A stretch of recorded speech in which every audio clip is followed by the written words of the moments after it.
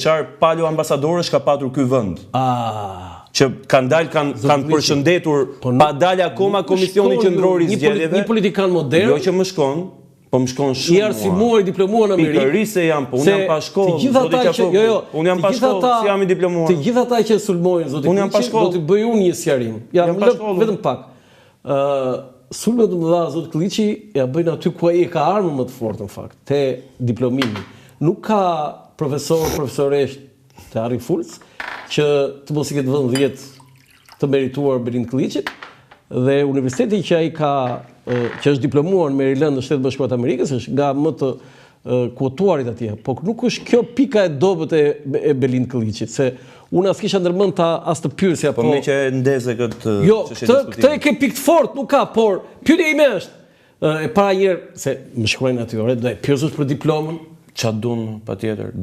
Ja para, unë jam thash pra. Tja u sjell të knaqen, që ai ke aty në. Tja u vërë. Ai ke aty në vetë. Se më celular. Ço dikujt ta, futën se kanë publike, futun Google Belind Kliçi, kanë bërë publike, kam dalë me madje, kam bërë ftesë publike, ish rivalit tim atëherë. Kam nxjerr dëftesat nga klasa e parë, se i kam ruajtur gjitha, deri në semestrin e fundit. Notat të universitetit. U thash profesoreshat dhe profesorët të universitetit, nga klasa e parë deri nga klasa e parë i kam bërë vetes. Zoti Kapedani më ka folur jashtëzakonisht mirë për nivelin tënd. Po, siç është vërtet se është drejtor për fat. Vazhdon është akoma drejtor profesori? Po, duhet jetë. Profesor, se unë kam mik vjetë. Por jo vetëm drejtori i shkollës, po janë gjithë mësuesit e mi. Po pra, thash pra. Që nga filloria e në gjimnas që e njohin se kush Belindi njohin në rënjë dhe mba. Për të hedhur bajt, për të linquar. Po jo, për çfarë Po se s'kan ku m'kapin, s'kan, qa do thonë për Belindin? Qa kam vjetën? Kujt i kam bërë dëmën? Kujt i kam fut durët në xhepun? Ke frikë që kur ti je në pushtet, kë kam cënuar në jetën time. Ke frikë që kur ti je në pushtet mund të kthehet e gjitha kjo në dëmin tënd? Zero. Sepse nuk jam si këta. Jam lindur e rritur në një familje qytetare të Tiranës. Jam lindur e rritur në një familje normale. Që e lindur e rritur në qytetar gjë shumë mirë, por nuk të bën kjo. Me shumë përgjegjësi. Prindrit e mi më kanë edukuar që fëmijë që pa diskutim duhet të jem vlerë në shoqëri. Duhet respektoj, duhet kem frikë ligjin. Unë jam njëri që kam frikë ligjin, zoti Qafoku. Nuk e sfidoj ligjin. Të jemi shumë të qartë dhe nuk kam një problem. Mbyll çështja atje për këtë diplomë që ishte dhe në Jo, vazhdojnë, nuk ndjenin time jo, imagjinoni e ka bërë Dajet Beqiri, jo, vijon të jetë çështja e pambyllur ende. Po pse? Pres të shoh, nuk e di. S'kam informacion. Nuk e di, duhet të kem informacion, duhet ta shoh. Se ju thirrën dhe ju. Unë jam një njerëz që e kam frikë ligjin dhe nuk kam frikë t'ja u them këtë. Kjo duhet jetë madje vlerë që një qytetar, një politikan duhet ketë frikë nga ligji. Jam një njerëz që në jetën time mund të kem vetëm një gjop parkimi. Nuk kam asnjë shkelje. Asnjë shkelje tjetër. Sa gjoba parkimi ke? Kjo ka qenë arsyeja që dhe ambasador të diskredituar nuk më kanë bërë dot presion. Kur na tregoi Bari, kur na tregoi që nuk duhet mbështesnim këdonim ne në Partinë Demokratike, kur na tregoi që ishim naiv edhe ishim të vegjël edhe nuk kuptonim ne nga politika dhe kuptonin këta palo ambasador, që ta dish këtë, këta palo ambasador. Dhe Yuri Kimi është palo ambasadore? Dhe që të vazhdoj në logjikën që po ju thoja, Belindi nuk do të jetë kurrë, nuk është dhe nuk do të jetë kurrë si këta që keni parë. Unë për veten time do të hy me faqe të bardhë nëse vjen një ditë në qeverisje, do të jem pjesë e qeverisjes dhe do të dal me faqe të bardhë. Do eci në këmbë siç eci në rrugët e Tiranës, do dal i pashoqëruar nga bodyguard, i pashoqëruar nga roje se nuk kam nevojë. Sepse jam njeri i lirë dhe dua të mbetem njeri i lirë. Kjo është arsyeja se pse un kam udhëhequr gjithë këtë betejë kundër korrupsionit me denoncime konkrete, sepse nuk kam ndërmend kurrë të bëj asgjë të përbashkët me çfarë kanë bërë këta njerëz që janë sot në pushtet. Dhe unë mendoj që kjo duhet të jetë një qasje që duhet të ketë çdo politikan. Ja, okay, se the 7 përgjigje për 7 pyetje që unë një pyetje bëra. Po me që kishim 4 vite pa u parë dhe ka shumë kuriozitet. Tani, ke bërë, se unë do kthem prapë te kjo me Shtetet Bashkuara të Amerikës, po ke bërë një deklaratë një ditë Belind që më të çudite. Po. Erdhi Kris Lacivitas. Po. Dhe ju thatë që Erion Velia e arrestoi Edi Rama sepse donte të sfumonte lajmin, po, donte të sfumonte lajmin. Sot të vjen për të qeshur apo të kafshosh buzën? Po shiko, arrestimi i Erion Veliajt ka ndodhur 2 orë pasi Krisi ka nënshkruar publikisht marrëveshjen me Partinë Demokratike. Po mos ishte live. Dhe ka qenë live. Ishte live në gjitha mediat. Patjetër. Dhe e gjithë vëmendja e publikut u zhvendos, u hoq nga ai lajm që ishte krye lajm, u zhvendos ke arresti i kryebashkiakut, mediat kombëtare dhe mediat e kontrolluara nga majoranca. Nuk po them Altin Dumanin. Po se ai firmos. Nuk firmos Altin Dumani, nuk firmos Ojsedado, ekzekutimin e bën policia e shtetit e bën tjerë. Jo, ata firmosin urdhër arrestin e marrin gjykatë, pastaj e kalojnë te policia. Që të jemi të qartë. Ajo çka ka ndodhur atë ditë sigurisht sfumoi, e lanë hije kryelajmin që strategu i fushatës më të madhe në historinë politike botërore, i rikthimit më të pamundshëm presidentit Trump në detyrë, nënshkroi me Partinë Demokratike. Pra zgjodhi në të gjithë forcat politike në botë që garojnë, pas zgjedhjeve dhe pas marrjes pushtetit nga Trumpi në Amerikë, zgjodhi të vijë të bashkëpunojë me Partinë Demokratike të Shqipërisë. Për mua, ky ishte kryelajm për Shqipërinë edhe më gjerë. Atë ditë. Duke qenë se ndodhi kjo gjë, reagimi im i parë ka qenë ai. Sikundër, edhe më pas kam patur reagimet të tjera, tejet korrekte, duke analizuar edhe dosjen, duke analizuar edhe fashikujt, duke vënë pikat mbi i edhe për çfarë ka ndodhur në vijim.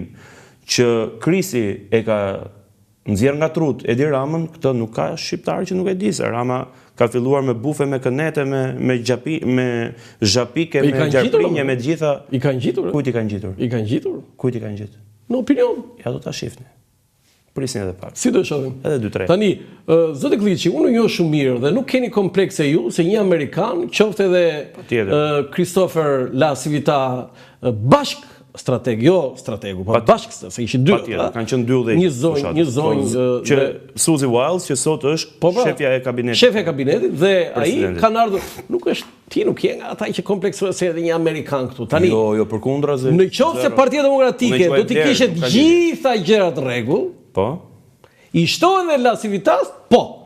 Po tani që La Civitas na bëhet ai që do bëj Parti Demokratike që të fitoj? Ju nga unë, këtë që erdhi ai dhe Partia Demokratike do të gjithë Partia Demokratike, La Civitas foli 30 sekonda, do fitoj PD-ja zgjedhje. A ke Belindin në studio apo ke gjithë Partinë Demokratike në studio? Ke Belindin, për çfarë kam deklaruar unë? Flas në emër të Partisë Demokratike, patjetër. Po për çfarë kam deklaruar unë, i dal zot unë. Patjetër që ardhja e Krisit është një lajm shumë i mirë për Partinë Demokratike, po mbi gjitha dhe për shqiptarët.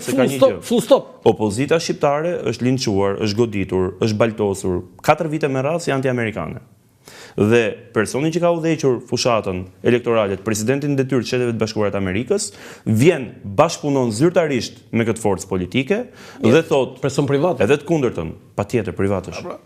Dhe thot dhe tjetrën, që asnjë ushtar apo kukull e Sorosit nuk mund të jetë partner i besuar i qeverisë amerikane, se kjo është deklarata që e ka çmendur Edi Ramën. Se për fat të mirë Edi Rama e di që tash e kanë marrë vesh, Dhe Edi Rama çmendet shumë Belin. Ti që çmendet Edi Rama kishte ikur, nuk çmendet 12 vjet. Nuk çmendet 12 vjet o Belin në pushtet. Edi Rama ka lindur dhe për fatin ton të keq si komb, kemi një çmendur sot në krye që vijon të çmendet dita ditës. Ai mund të jetë rregullu pak me kalimin e viteve. Mirë, bie populli shqiptar që voton si bie. Voton një çmendur, po ata që kanë populli shqiptar voton një të çmendur në rastin e Edi Ramës. Nuk voton populli kur një të çmendur. Në rastin e Edi Ramës po kanë bërë një përjashtim. Tashi, të mbetemi ke thelbi. Thelbi është ky, që kur ka ardhur zoti La Civita, ka një rritje të frymës opozitare. Se të shtunë erdhi, se ku ka ardhur ai, s'ka ardhur fare. Ka ardhur në 10 shkurt. Erdhi njerë, bërë një taj iku. Kur ka ardhur në 10 shkurt, kur ka nënshkruar zyrtarisht marrëveshjen e bashkëpunimit me Partinë Demokratike, kur ka deklaruar në mes Tiranës që kukullat e Sorosit nuk mund të jenë partner të besueshëm të Shteteve të Bashkuara të Amerikës. Është person privat ma i përfaqëson qeverinë. Po pse u mërzitën këta kur është person privat ai? Kush u mërzitën? Këta më qeveria, ky më që ka filluar me epitete, që merret me Edi Ramës thosh çdo gjëra, po pikërisht thuaj ka ardhur, po që nuk mëzitet fare, Po e di unë, e di ai mirë sa i qetë është. Edhe me dhe ai dhe La Civitas nuk e bën Belind Kliçin të kompleksuar që t'japi fitore. Edhe me përgjimet e Deas, edhe me përgjimet që ka Edi Rama me trafikant droge dhe drejtues kartelesh në Aruba. Jeni duke thënë që edhe me rastin e drejtësia amerikane po heton kryeministrin. Edhe në rastin e mikut të tij të ngushtë Charles McGonigal, që ky e ka korruptuar dhe i ka dhënë $225,000. Ne nuk kemi që është kthyer dosja. $225,000 për të sulmuar opozitën shqiptare. S'është nevoja ti përsërisim, po. Kështu që Edi Rama i ka mirë shumë punët në Amerikë. S'ka në jetim për Edi Rama, nuk ka jetim. Po do t'i shihni të gjitha më kur pa merak, nuk ka. Po se ju thoni do ndodhë po 11 maj erdhi. Po le të vijmë 11 maj, gjitha do vijnë para. Edi Rama do t'ik nga politika shqiptare si askush më përpara. Edi Rama do t'iki ashtu siç e meriton, i damkosur, Ore, ti ki mos i ke zoti Kliçi, 12 vjet ka ai, është rekordmen. Dhe para ligjit si askush më parë në historinë e politikës shqiptare. Ja këtë ta garantoj unë, mbaj shënim sot, sa është data sot, e sa është ora, mbajeni shënim. Ora 9:54. Pas disa vitesh dhe do të flasim bashkë prap 14 prill se çfarë do të ndodh me politikanin Edi Rama. Këtu do të jemi. Edi Rama ke thënë që do përfundojmë burg, si askush më përpara. Nga qeveria amerikane. Jo, nuk po them qeveria amerikane, Edi Rama do të shkojë para ligjit si askush më përpara zyrtari i këtij shteti. Po, nga spaku që ju si besoni? Sa i bëri s'po arreston thuaj spaku për këtë arsye? S'më logjika këtu. Zoti Qafoku, duke ju thënë këtë edhe duke ja u përsëritur sërish, po ju them, një kryeministër dhe një politikan që kanë ndjekur hap pas hapi të gjitha shenjat dhe sjelljet e udhëheqësit të tij politik dhe shpirtëror që është Enver Hoxha, që burgosi të gjithë bashkëpunëtorët e tij, dhe në fund i shpëtoi vetëm Ramizi, e njëjta gjë. Kush është Ramizi më të? Ta shohim, deri tani është Belinda, po nuk i dihet, mund mos jetë dhe Belinda. Deri tani është Belinda, po mund mos jetë dhe Belinda. Këta Belinda. Mund të jetë Gonxha. Mund të jetë Gonxha. Si kemi Belinda? Kështu ma ka vendos. Po jo, se ka një histori. Apo ma kanë vendos ta. Po për çfarë? Kush këta? Ma ka vendos gjyshja ime. Gjyshja? Se ka një. Sepse gjyshja quhej Bedia Sullo, një mësuese e nderuar në Tiranë. Dhe gjyshës i trisnin shkurt Zysh Bedo, dhe ma vendosit ma vente e Belo. Dhe Belo nuk ishte Belind emri, dhe ma ka vendos gjyshja që më ka rritë dhe më ka edukuar. Po e ke adash Belinda Ballukun? E ke adash? Po ç'a lidhje ka, se kemi emrin e përbashkët, s'kemi asgjë të përbashkët me njëri tjetrin. Jo, ndoshta e ka nga këngëtarja amerikane Belinda Carlisle, e mban mend? Të përbashkët kemi vetëm këngëtarën amerikan besoj ke ndjekur. Vetëm betejën kundër Erion Veliajt. Njëri ka zgjedhur ta udhëheq publikisht këtë betejë, unë kam udhëhequr publikisht këtë betejë, tjetri ka vendosur ta udhëheq në Rogoz. Zoti Kliçi, më lejo të them kuriozitet shumë të madh për më lejo të bëj një pyetje. Ajo e ka udhëhequr betejën kundër Veliajt në Rogoz. Unë e kam udhëhequr publikisht. Unë fakt zot pyesja këtë, po si përgjigjesh atyre që thonë që Belinda Balluku të ka futur ty të bësh të betejë? Po, hajde të më gjej një prerje të vetëm, një lidhje të vetme, hajde të më gjej një gjë të vetme, një komunikim të vetëm, jo të Belindit me të, që s'ka lidhje, s'ka ndodhur kurrë. Po as të personave të tretë që mundet të ketë pas një herë, dhe hajde, po ky vend me këto tash e them më, këto janë të njëjtët njerëz që thanë që unë kam shit zgjedhjet në 2023. Këto janë të njëjtët njerëz që mund bën me kull. Këto janë të njëjtët njerëz që mund kanë bën me jate. Këto janë të njëjtët njerëz që thonë që unë kam marrë miliona euro. Si është jeta? Këto janë të njëjtët njerëz që thonë që unë jam pa shkollë. Janë të njëjtët njerëz që merren me familjen time. Si është jeta private? Janë të njëjtët njerëz që nuk kanë lënë balt dhe linçim pa drejtuar ndaj meje dhe kanë nxjerrë dhe këto teori konspirative. Nëse mendojnë se më kanë bërë dëm mua zero, dëm i kanë bërë vetes dhe i kanë bërë PS-s për gjithë sherrin që kanë injektuar në PS. Po mua pushka top, le të vazhdojnë çfarë të duan thonë, për sa kohë unë jam i qartë me veten time, me familjen time, vazhdojnë në rregull edhe jam në rregull. Si është jeta juaj private tani në politik, ose më saktë tani që ju keni rritur profilin tuaj politik? Në çfarë kuptimi?